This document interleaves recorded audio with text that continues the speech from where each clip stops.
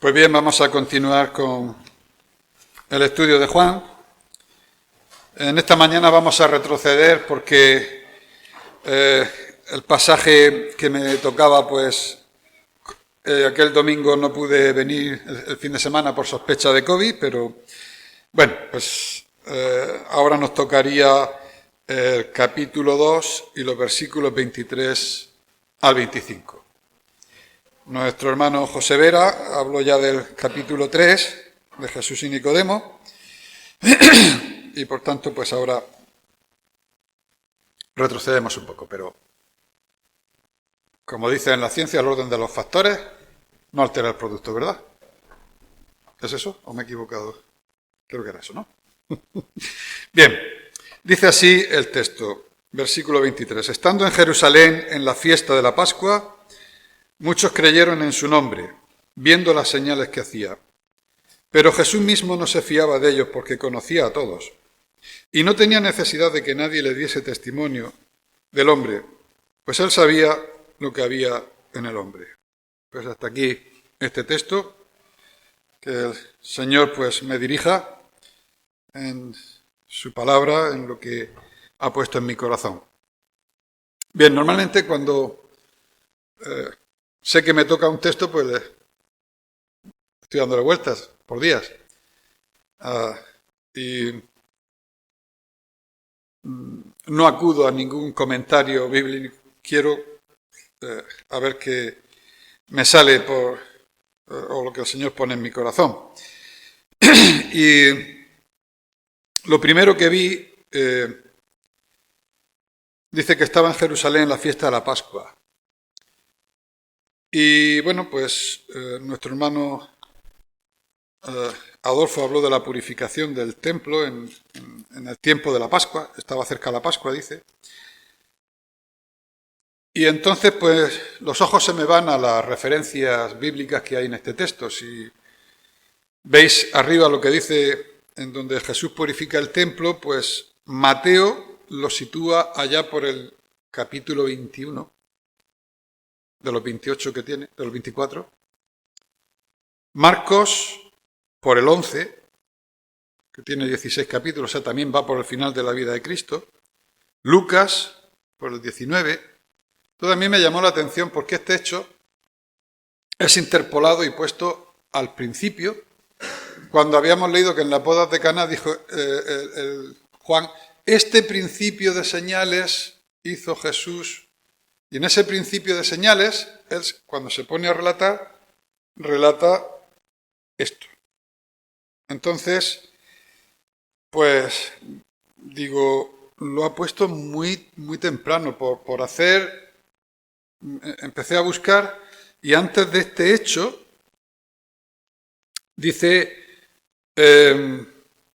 estaba la tentación del Señor Jesucristo y antes su bautismo, el sermón del monte. Esto para que nos vayamos haciendo una idea de cuán temprano puso o con qué intención quiso Juan poner este relato, que no parece cronológico. Los milagros del leproso, del siervo del centurión, el endemoniado gadareno, el paralítico de Betesda. Jesús calma la tempestad, la resurrección de la hija de Jairo, 2 ciegos son sanados, el hombre de la mano seca, montones de parábolas y enseñanzas, la propia muerte de Juan el Bautista, la comisión de los 70 que envió, la alimentación de los 5000, cuando Jesús también anda sobre el mar, la alimentación de los 4000, la transfiguración. Y se pone este hecho solo después de la entrada triunfal. Los 3 evangelios sinópticos, después de la entrada triunfal de Cristo, es cuando Jesús purifica el templo, menos aquí en el evangelio de Juan. Yo sé que Juan es particular, relata hechos que no relatan los demás. La mitad, hasta el capítulo 12, veremos pocas referencias de los sinópticos porque son casos que solamente Juan cuenta, pues lo de la mujer adúltera, lo de la samaritana, en fin, muchas cosas que son, el evangelista cuenta, pues aquellos otros episodios que no contaron los otros evangelistas. También me puse a leer los textos y los textos que marca arriba Mateo 21, para que no tengáis que buscarlos, pues lo he ido leyendo. Mateo dice así: y entró Jesús en el templo de Dios y echó fuera a todos los que vendían y compraban en el templo y volcó las mesas de los cambistas y las sillas de los que vendían palomas y dijo: escrito está, mi casa, casa de oración será llamada, mas vosotros la habéis hecho cueva de ladrones.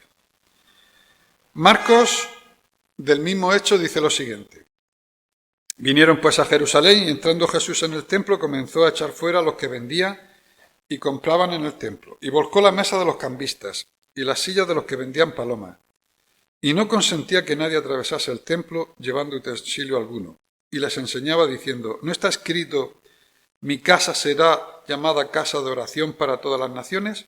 A vosotros la habéis hecho cueva de ladrones. Y Lucas, más cortito, dice: y entrando en el templo comenzó a echar fuera a todos los que vendían y compraban en él, diciéndole: escrito está, mi casa es casa de oración, mas vosotros la habéis hecho cueva de ladrones.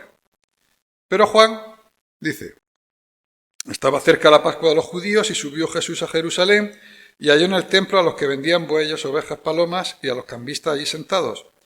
Y haciendo un azote de cuerdas, echó fuera del templo a todos, y las ovejas y los bueyes, y esparció las monedas de los cambistas, y volcó las mesas, y dijo a los que vendían palomas: quitad de aquí esto, y no hagáis de la casa de mi padre casa de mercado. Entonces se acordaron sus discípulos que está escrito: el celo de tu casa me consume. En principio, lo que me di cuenta es que Juan utiliza otra cita bíblica. Utiliza el Salmo 66:9, el celo de tu casa me consume, mientras que los otros utilizan a Isaías 56:7 y también un texto de Jeremías 7:11, ¿no? Mi casa será llamada casa de oración.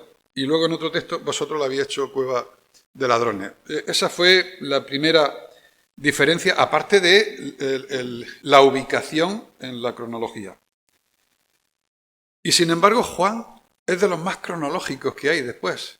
Todos los relatos que vienen a continuación son cronológicos, y además de los que apuntan detalles, que también lo hace Lucas, pero al día siguiente, además lo hemos leído recientemente, al día siguiente, a los 3 días, el día antes de los panes sin levadura, el día después. Entonces me extrañó. Luego,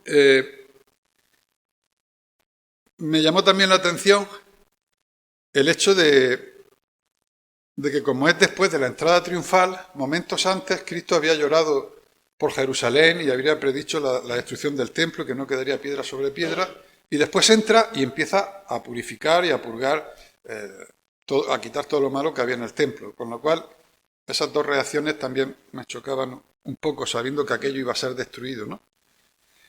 Y Juan menciona el azote de cuerdas. Bueno, es un hecho. Podía haberlo llevado, uno lo menciona y otro no. En uno dice mi casa y otro la casa de mi padre. Empieza a haber diferencias. Y luego, justo después, y lo tenemos aquí en Juan, dice: ¿qué señal nos muestras tú de que haces esto cuando echa a todos los cambistas fuera? Y Juan 20 añade lo que los demás pasajes no, y le habló, dice: derribaré este templo y lo volveré a construir en 3 días. Ese detalle no aparece. Y hay algo curioso. Mateo, Marcos, no lo menciona. Pero cuando llega al final de la vida de Cristo, cuando aparecen los falsos testigos, precisamente lo que dijeron los falsos testigos es: oímos decir que en 3 días, que lo derribaría y lo levantaría en 3 días. Y desde la cruz, cuando él estaba: oye, tú que derribas el templo, eso lo menciona. Sin embargo, se olvidaron de mencionarlo al principio. Es decir, Mateo y Marcos no dicen este hecho, pero al final, en aquellos falsos testigos, sí lo menciona. Entonces, empecé a plantearme si puede ser 2 purificaciones distintas. No pasa nada, hay 2 multiplicaciones del pan. Hay el relato de la mujer que enjugó con sus cabellos 2 veces, una con perfume, otra sin perfume, pero eran distintos, lo menciona como distintos. Además, el propio Señor Jesucristo distingue, por si alguno piensa que hubo una multiplicación de los panes y era distinta o se cambiaron las cifras, En un relato que me acuerdo, dice, hombre de poca fe, ¿os faltó algo en aquel día que se multiplicaron y sobraron 12 cestas? Y en aquella otra ocasión que fueron 4.000, o sea que Cristo menciona que hay dos ocasiones. Bueno, aquí acudo a ayuda y busco a los comentaristas bíblicos y algunos del siglo pasado. Y efectivamente, hay dos purificaciones. Porque pudo haber sido, ¿por qué no? Y así ya me extraña menos porque a Juan, siendo un relator que guarda la cronología, haya puesto algo, a menos que no quisiera ser con alguna intención evidente que yo no la he encontrado, para empezar su relato de la vida de Cristo poniendo esta purificación. Y algunos creen ver una semejanza con aquella ley que encontramos en Levítico 14:33, cuando las casas tenían lepra de las paredes. ¿Os suena? ¿Habéis leído en Levítico alguna vez eso? Por amor al tiempo, lo resumo. Cuando en alguna casa aparecía hongos en la pared, llamado lepra de los muros, tenían que llamar al sacerdote. Y el sacerdote venía a inspeccionar. Igual que pasaba con la lepra, también tenían que llamar al sacerdote y todo eso. Bueno. Y entonces llegaba el sacerdote. Y si tenía sospecha, sacaba las cosas para que no fuesen contaminadas de la casa. Todo esto son normas higiénicas, que aunque intervenía el sacerdote, Dios en su sabiduría, al igual que le dio una dieta sana al pueblo de Israel, unas costumbres sanas, entre ellos estaba, porque los hongos pueden transmitir enfermedades. Entonces, lo sacaban todo fuera, no se vivía y se cerraba la casa durante 7 días. A los 7 días volvía el sacerdote, inspeccionaba. Si aquello seguía y se extendía, entonces se procedía a un raspado de la pared, se quitaban todas estas piedras y se echaban a un lugar inmundo fuera del campamento, se volvían a poner piedras nuevas y se enlucía. Si cuando se llegaba la casa estaba bien, volvía a ser habitada, pero si aquello se extendía, toda la casa se tiraba abajo. Entonces, algunos dicen, bueno, puede ser que el templo estuviera contaminado y el Señor, con la autoridad que tenía, pues hiciese algo parecido. Una primera inspección en un año, sacó aquellas piedras enmohecidas y podridas y las echó fuera, echó a los cambistas, echó a los comerciantes, y pasado la segunda inspección, vio que aquello no tenía remedio, que se había extendido, y entonces ya predijo la destrucción del templo. Y por eso aquí, en esta segunda vez, esta sería la primera inspección, porque Juan lo pone como primero. Dice que derribaría el templo y lo edificaría en 3 días, refiriéndose a su cuerpo, dice, como templo.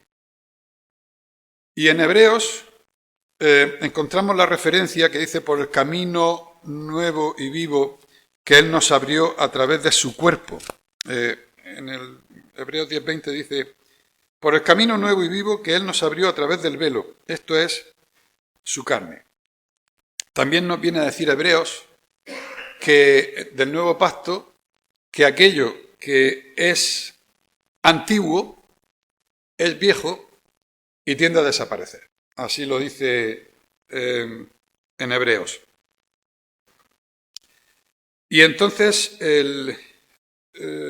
puede ser, sacando esa analogía como algunos quieren ver, que en la primera visita Jesús expulsó a los comerciantes y a los cambistas, a la corrupción, estaban corruptos y lo envió lejos. 2 años después, en su segunda visita, siguió los cambistas y las monedas y a toda aquella corrupción dentro del templo y determinó que esa casa tenía que derribarse. Bueno, esto es por decirlo, yo no quiero entrar mucho en esto, pero sí quiero hablar sobre la autoridad de Dios, la autoridad de Cristo como Dios, porque Él llegó y dice, ¿tú con qué autoridad haces esto?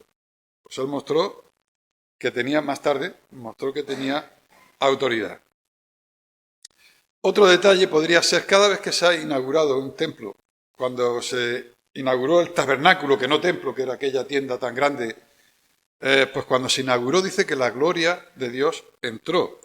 Voy a leer, hay varias veces que aparece en la Biblia, pero en Éxodo 40, 34 a 35 dice que cuando Moisés entró a aquel tabernáculo, dice, entonces una nube cubrió el tabernáculo de reunión y la gloria de Jehová llenó el tabernáculo. Y no podía Moisés entrar en el tabernáculo de reunión porque la nube estaba sobre él y la gloria de Jehová lo llenaba. Se repite el hecho cuando Salomón inaugura el templo. Y dice, y cuando los sacerdotes salieron del santuario, la nube llenó la casa de Jehová y los sacerdotes no pudieron permanecer para ministrar por causa de la nube, porque la gloria de Jehová había llenado la casa de Jehová. Y eso más o menos es parecido con lo que le ocurre a Cristo. Si Él es el templo, que decía yo, construiré este templo en 3 días, refiriéndose a su cuerpo, fue exactamente lo que Dios le dijo a Juan el Bautista. Sobre quien veas descender el Espíritu y que permanece sobre él, este es. Digamos que, siguiendo un poco esa analogía, pues al Señor Jesucristo en el templo que Él representa y a los creyentes en Él, que somos templo del Espíritu Santo, ahora hay otra concepción de lo que es el templo, ya no existe el templo, y cuando Él murió, rasgó el velo, el lugar santísimo ya no estaba apartado, ya éramos directos, y aquí tenemos el libro de Hebreos siempre hablando de que ahora el camino es abierto y libre y nos podemos acercar confiadamente, y es por el sacrificio de nuestro Señor Jesucristo, y además dice que el velo era su cuerpo también. Bien, pues esto es uno de los primeros puntos que yo quería hablar para mostrar la deidad de Cristo. También dice que en el versículo 23 muchos creyeron en su nombre viendo las señales que hacía, demostrando también poder y autoridad. Pero exactamente qué es creer en su nombre, y aquí me quiero meter un poco más, porque se refiere al nombre de Jesús, literalmente. Hay que saber entonces pronunciarlo, qué idioma es el correcto, el que tenemos que invocarlo. Es lo mismo en nombre de Dios que en nombre de Jesús o en nombre de Cristo, que exactamente qué es nombre. Algunos piensan que sí, que hay que saber el nombre exacto, y ya tenemos corrientes de estas que hay que decir Joshua y hay que decir Elijah para decir Elías, o hay que decir Ruach HaKodesh para decir el Espíritu Santo, en fin, tonterías. No, Dios no busca el idioma exacto. Además, en Apocalipsis aparecen un montón de multitudes de un montón de lenguas y cada uno estaría en la suya. No. Yo me acuerdo cuando estaba en Alemania, a mí me decían Abel, con la A muy larga y casi una P. Cuando estuve en Estados Unidos, Abel, pero bueno, yo respondía. Era mi nombre, a mí me daba igual el idioma. Pero hay quien piensa, y utilizan el versículo de la oración sacerdotal de Cristo, cuando en el capítulo 17 de Juan, versículo 26, le dice, les he dado a conocer tu nombre, y lo daré a conocer aún, para que el amor con que me has amado esté en ellos y yo en ellos. Entonces dice, ¿ves? Le he dado a conocer tu nombre. Y piensan que tiene que ser el nombre, pero quien así piense es un gnóstico. El gnóstico es, yo tengo un conocimiento que tú no tienes, y si tú quieres ser salvo, tienes que pertenecer a esto que nosotros sabemos y que tú no sabes. Y el conocimiento da la salvación, o la pertenencia al grupo da la salvación. Y esto no es así.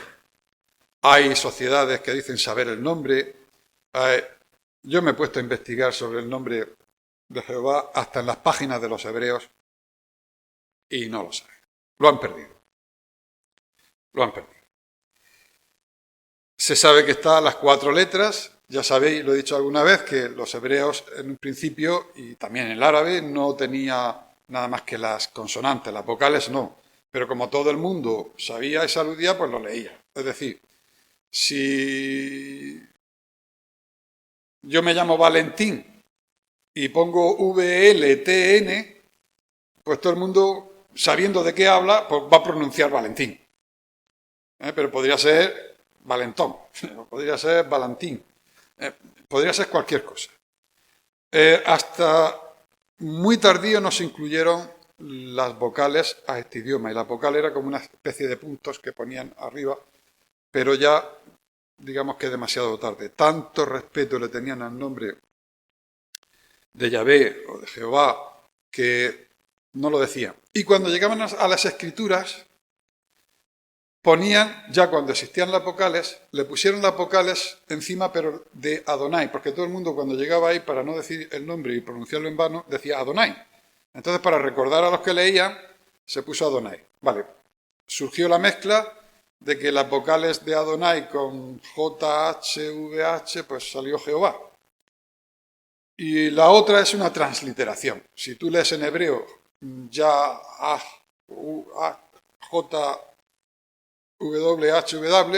más o menos es Yahvé, dicho así, transliterado. Es como si nosotros dijéramos VLNM, así sonaría. Total, que lo único que sí que conocemos que no se perdió del nombre hebreo de Dios fue la contracción que hacía, por ejemplo, el salmista, que vemos en nuestras en nuestra Biblia, ya o ja. Eso sí se decía, esa contracción se ha mantenido como ellos contraen los nombres por mucho respeto. Yo he convivido allí en Melilla con muchos hebreos y he tenido alumnos. Y alguna vez pues han olvidado alguna libreta en clase, pues, tal, y he visto, y cuando ellos escribían el nombre de Dios por sus clases de religión tal, no escribían Dios. Escribían D-I-S o D-OS. Lo malescribían para no escribirlo entero, porque si tú escribías el nombre de Dios, me decían a mí, no puedes tirar esa libreta por el alto respeto que se le tiene.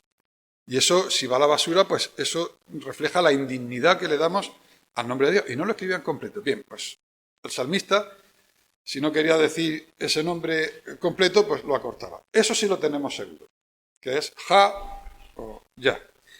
Y el nombre de Dios ha sido misterioso porque desde que empezamos con la Biblia y hay veces que se le ha preguntado por el nombre de Dios. Mira, la madre de Sansón, cuando se le aparece el ángel de Jehová y después llega el marido y le pregunta, dice, ¿puedes decirme tu nombre? Y dice, en Jueces 13:18, ¿por qué preguntas por mi nombre? Que es admirable. Es la pregunta que le hace. Exactamente, ¿por qué quiere saber el nombre? ¿No? Se honraba mucho al nombre entonces, a los dioses, y de tal manera Dios no quiso que se hiciese de ese modo. No se lo dio. Cuando Jacob está luchando con el ángel pidiéndole bendición, una de las preguntas dice, por favor, dime tu nombre. Y le responde el ángel, ¿por qué es que tú me preguntas por mi nombre? Entonces, parece como que no se le da tanta importancia al nombre, exactamente el nombre, y da igual el idioma, no se refiere a eso. Pero hay quien dice que no se puede invocar el nombre de Dios si no se sabe exactamente, y algunos presumen de saber cuál es exactamente el nombre. Pero nada más empezar la Biblia, en el Génesis 4:26, mirad lo que dice. Y a Set también le nació un hijo, y llamó su nombre Enos. Entonces los hombres comenzaron a invocar el nombre de Jehová. Hasta Éxodo, donde se le revela a Moisés, yo soy el que soy, no aparece el nombre. O sea, que aquella gente estaba alabando a Dios sin saber exactamente el nombre. Y aquí dice, a invocar el nombre de Jehová. El texto de Génesis dice, aquellos hombres empezaron a invocar el nombre de Jehová. ¿Cómo lo iban a invocar si no lo sabían? Y aquellos que dicen que se tiene que saber porque el Señor Jesucristo dijo en el Padre Nuestro, santificado sea tu nombre. ¿Cómo vamos a santificar un nombre que no conocemos?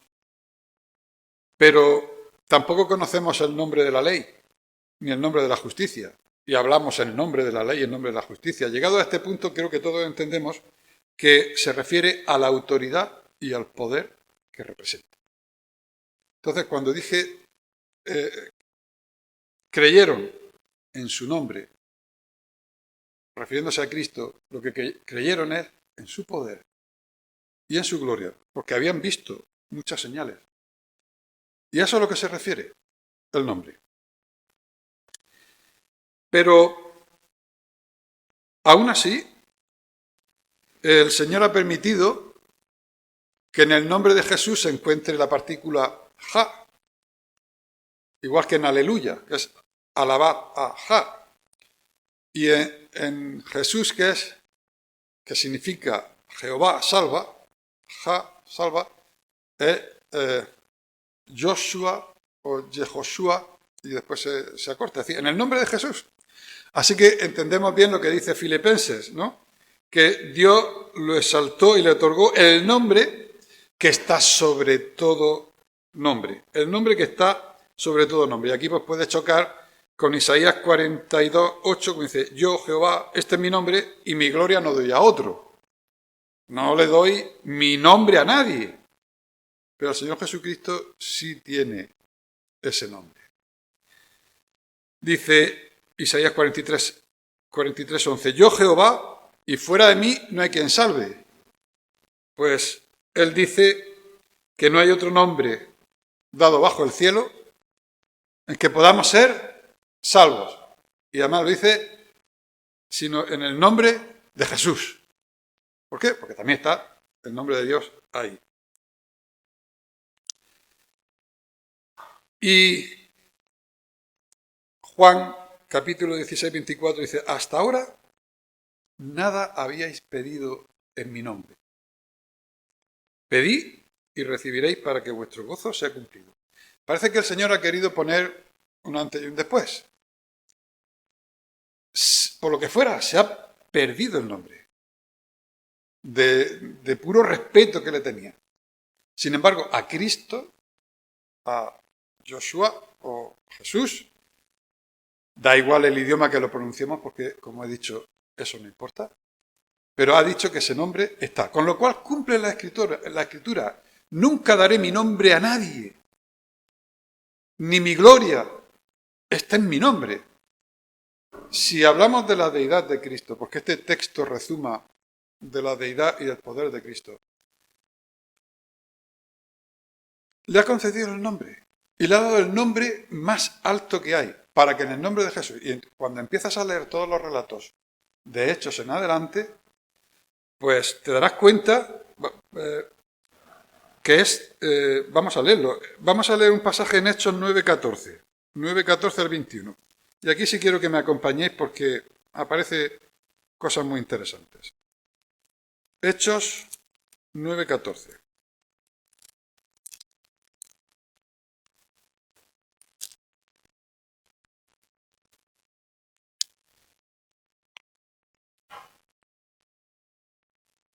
Está hablando de la conversión de Saulo y Ananías cuando llega. Y empezamos en Hechos 9:14. Dice, y aún aquí tiene autoridad de los principales sacerdotes para prender a todos los que invocan el nombre.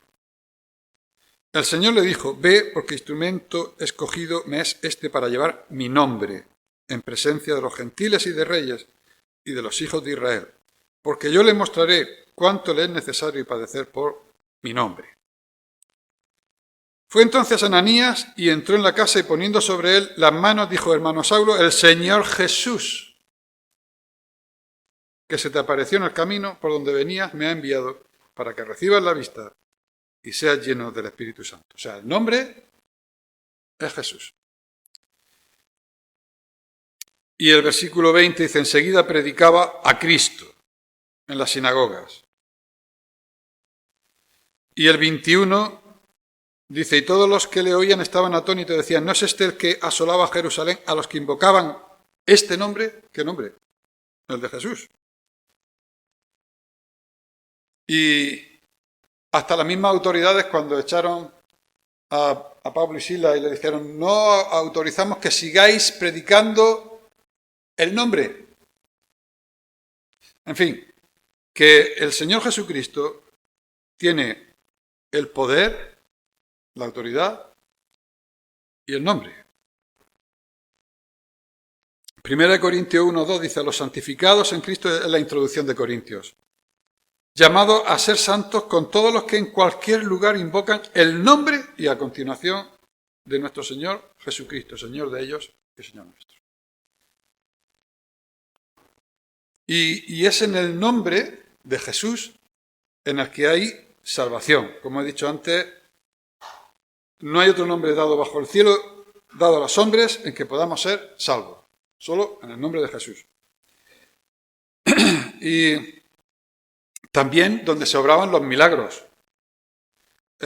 Cuando Pedro sanó a aquel cojo, dice, no tengo plata ni oro, pero lo que tengo te doy. En el nombre de Jesucristo, y además añade un topónimo, de Nazaret, a nombre y apellido. Levántate y anda. Y después cuando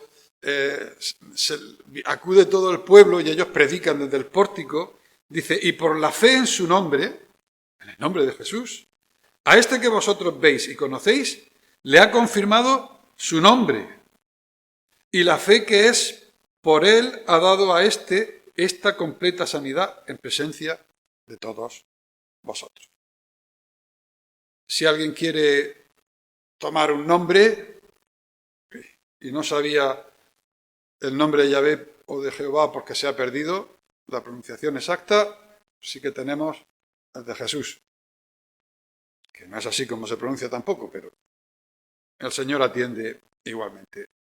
Hablar en su nombre, es decir, su poder y su autoridad y lo que esto representa. Cuando alguien dice, y vengo en nombre del Rey, lo que quiere decir es la autoridad y el poder que le avala ese nombre, simplemente. Y aquí hemos leído que creyeron en su nombre. Y además, el acceso que ahora tenemos a través del nombre de Jesús al Padre, dice, y todo lo que pidierais al Padre en mi nombre, yo lo haré. Y además, en primera persona, porque no dice todo lo que pidierais al Padre en mi nombre, Él lo hará, sino que dice yo lo haré. Con lo cual, digamos que la autoridad de Dios en Cristo es palpable. Bueno, y el tercer punto en que me quería fijar en este texto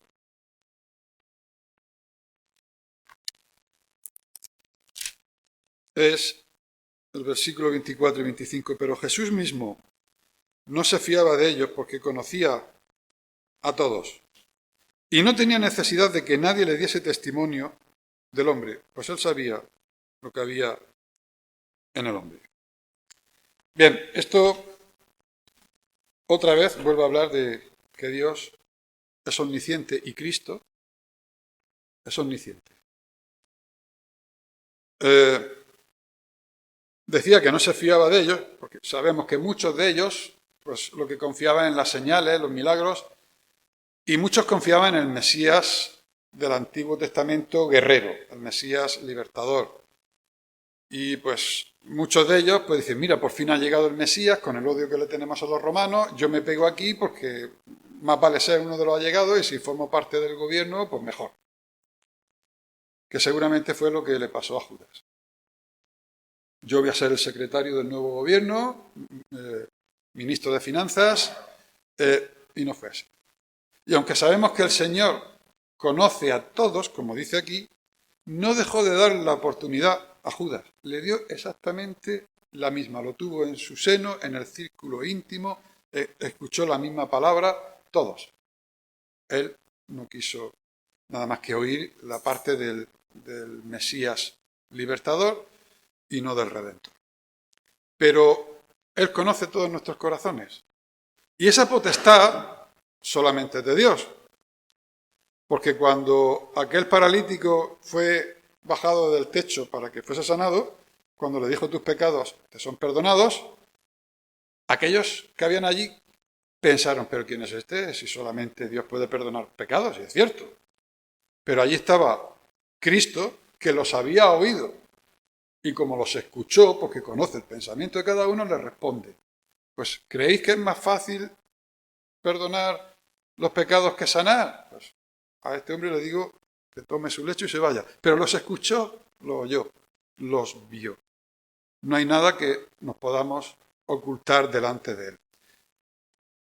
Dice que conocía a todos. Y luego también habla de la particularidad individual de cada uno. Es decir, y no tenía necesidad de que nadie le dijese cómo es el hombre. El que hizo los ojos no verá, el que hizo los oídos no oirá. Él es el creador. En él reside toda la potestad de la deidad. Eso es decir, Dios.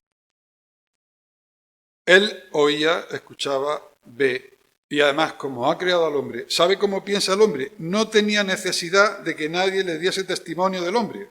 Pues él sabía lo que era el hombre. Así que, en este pasaje hemos visto, tiene el nombre de Dios, tiene el poder y la autoridad de Dios, porque cerró el viejo templo, el tabernáculo, tiene el poder. Aquello le preguntaron, ¿tú con qué autoridad haces esto? Pues yo, que soy el que lo derriba y el que lo edifica. De nuevo. Tiene el nombre, tiene el poder y la autoridad y tiene la presciencia de Dios. Estos versículos resuman por los 4 costados y dicen, según el relator Juan, que Cristo es Dios. Bueno, pues nos quedamos aquí con este pensamiento y vamos a acabar en oración. Pero después de la oración, el Consejo de Ancianos tiene algo que comunicar, así que no os mováis. Señor y Padre Santo, te damos muchas gracias porque por tu palabra vemos tu grandeza, vemos tu poder, tu autoridad, cómo todo encaja, Señor, todo aquello que parece que no engrana, Señor, tiene una armonía perfecta porque viene de tu mano, Señor. Y gracias por el plan maravilloso de la salvación, Señor. Y gracias porque tu Hijo Jesucristo nos abrió ese camino nuevo y vivo con el cual nosotros podemos hablarte, podemos estar en tu presencia, porque la sangre de tu Hijo Jesucristo nos ha santificado por completo, Señor. Y así lo creemos. Muchas gracias por la salvación en Cristo Jesús. Y ahora pedimos que tú nos despidas también a todos a nuestros hogares con tu paz y tu bendición y sigas bendiciéndonos en este día. Te lo pedimos todo en el nombre del Señor Jesucristo y nos te damos muchas gracias. Amén.